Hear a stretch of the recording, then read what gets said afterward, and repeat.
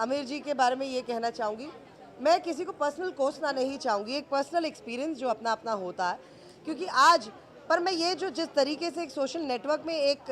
सैलाब सा आ गया, उनके जो पीछे पड़ गए हैं लोग, एक उन्होंने इस तरीके का जो स्टेटमेंट अपने हिसाब से जो अपनी बीवी का बोला या अपना बोला, जो भी है,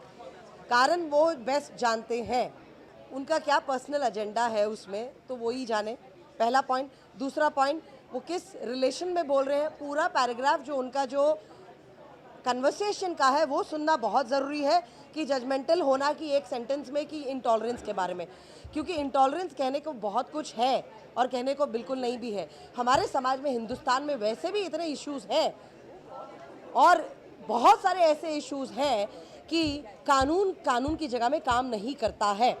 पहला पॉइंट। दूसरा पॉइंट ये है कि आमिर साहब ने अगर ये बोला है तो अपने हिसाब से बोला है,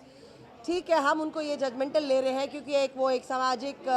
सत्यमेव जयते आता है उनका, उनकी ऐसी फिल्में आई हैं जिन्होंने देश और समाज के पेट्रोलिज्म है, ये है फलाना, हम इस तरीके से उनको आप एक लेबल ना करें। अब एक प्रश्न पूछा है तो मैं वन लाइन स्टेटमेंट नहीं बोलूँगी कि ये गलत बोला या सही बोला। आई एम नोबडी टू जज एनीबॉडी,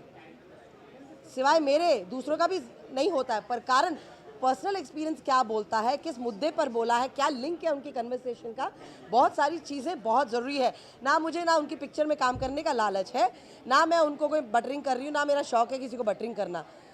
रहा सवाल आमिर साहब का, जो उन्होंने बोला है वो अपने हिसाब से मैं पूरी कन्वर्सेशन में देखना चाहूँगी, सुनना चाहूँगी, उसके बाद जजमेंट